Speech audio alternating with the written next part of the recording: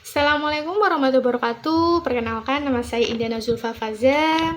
Di sini saya ingin mereview kembali atau mengulang kembali materi yang sudah disampaikan oleh Coach Ilyas di kelas private public speaking bersama Coach Ilyas di pertemuan kedua. Di pertemuan kedua kemarin bersama Coach Ilyas membahas kembali atau mereview kembali materi dari definisi public speaking dan juga tujuan dari public speaking. Definisi dari public speaking sendiri secara sederhana yakni berbicara di depan lebih dari satu orang secara sistematis dan juga runtut. Lalu untuk tujuan dari public speaking atau komunikasi itu kemarin ada 5 poin yang telah disampaikan oleh Coach Ilyas, yakni yang pertama ada memberitahu, lalu menjelaskan, lalu meyakinkan, yang keempat ada membujuk, dan yang terakhir ada mendapatkan persetujuan.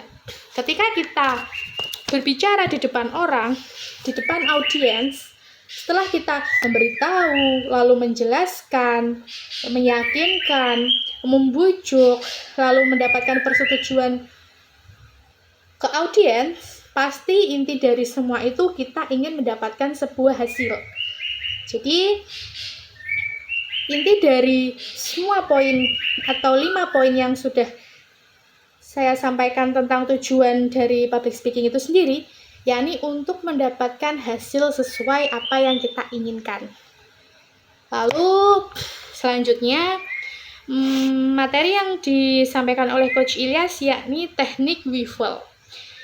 Teknik Wivel itu sendiri bisa kita pakai untuk membuka kelas, membuka diskusi, membuka forum, apel, ataupun lainnya. Lalu, teknik Wivel itu sendiri yakni menanyakan kabar. Jadi, kabar kita bagaimana, kabar baiknya seperti apa, dan juga harapan ke depannya. Jadi, contohnya seperti ini. Perasaan saya hari ini senang, karena kabar baiknya hari ini saya bertemu anak-anak calon siswa-siswi broadcasting, radio maupun TV di studio broadcasting. Harapan kedepannya ketika saya dan teman-teman guru lainnya sudah sharing, menjelaskan apa itu broadcasting, apa itu TV, apa itu radio, mereka bisa memahami dan mereka bisa lebih bijak lagi untuk memilih kompetensi keahlian sesuai bakat dan juga minat mereka masing-masing. Seperti itu, teknik Wivel bisa dipakai untuk berbagai acara seperti itu. Lalu kemarin Coach Ilyas juga melatih fokus, ada fokus visual, lalu audio seperti itu. Dan juga kemarin saya belajar tentang fokus kinestetik atau saya diminta untuk menjelaskan, mendeskripsikan sebuah makanan kesukaan saya, bagaimana rasanya, bagaimana teksturnya, lalu berada di manakah alamatnya, seperti itu. Lalu juga kemarin Coach Ilyas memberikan materi tentang teknik mengatasi kegugupan. Teknik mengatasi kegugupan itu bisa kita lakukan dengan ketukan. Jadi biasanya kan orang itu ketika dia demam panggung, kadang kepalanya pusing, atau dia tiba-tiba keringat dingin, dia deg-degan parah, dadanya deg-deg seperti itu, atau kakinya gemetar. Nah, teknik mengatasi kegugupan itu bisa digunakan, bisa diaplikasikan di tempat kita deg-degan. Misal, atau biasanya ada yang kita mules ketika kita ditunjuk untuk maju ke depan untuk menjelaskan sesuatu atau mempresentasikan sesuatu. Misalnya saya sendiri sering deg-degan di dada, kadang kenceng sekali ketika saya grogi. Jadi Coach Ilyas kemarin mempraktekkan untuk menggunakan teknik mengatasi kegugupan dengan ketukan. Jadi kita bisa melakukannya dengan mengetuk dada, karena saya suka deg-degan parah. Jadi kita bisa mengetuk dan juga kita berbicara ke diri kita sendiri dengan rileks, tenang, nyaman, damai, seperti itu. Lalu di pertemuan kedua, Coach Ilyas juga memberikan materi tentang LP. LP itu lakukan, perbaiki, lakukan, perbaiki, lakukan, perbaiki. Jadi ketika kita sudah berani mencoba berbicara di depan umum, kita bisa rekam, kita bisa minta tolong orang untuk memvideokan, seperti itu.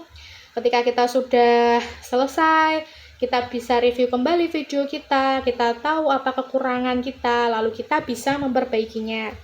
Seperti itu terus. Jadi ketika saya sudah tahu nih dari video tadi saya kurangnya apa, ini. Terus habis itu dari video itu saya tahu kekurangan saya, nanti saya bisa memperbaikinya di lain kesempatan ketika saya memang diharuskan untuk berbicara di depan umum, seperti itu. Lalu juga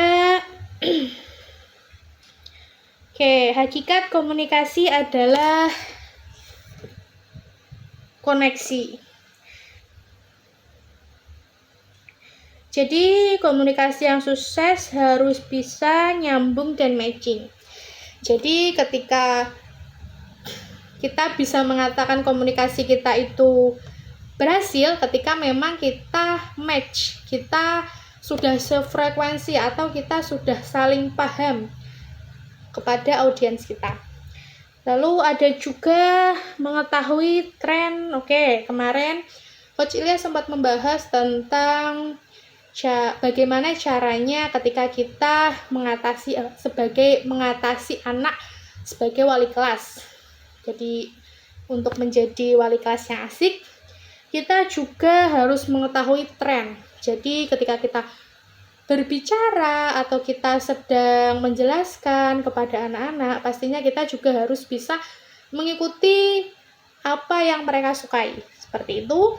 Lalu terakhir, Coach Ilyas juga membahas ketika kita ingin menjadi pemateri yang asik atau menjadi guru yang asik, kita bisa diperhatikan oleh anak-anak, kita juga harus memiliki tool atau keahlian khusus yang mungkin salah satunya adalah kalau Coach Ilyas dengan cara membaca tulisan. Kalau saya mungkin belum bisa, mungkin saya bisa saling face to face kepada anak untuk bisa memahami anak itu. Saya rasa cukup untuk video review saya di pertemuan kedua bersama Coach Ilyas. Saya minta maaf kalau ada salah kata dan juga saya minta feedback dari Coach Ilyas. Jadi apa-apa saja dari video saya yang harus saya perbaiki di bagian mana. Sebelumnya terima kasih. Wassalamualaikum warahmatullahi wabarakatuh.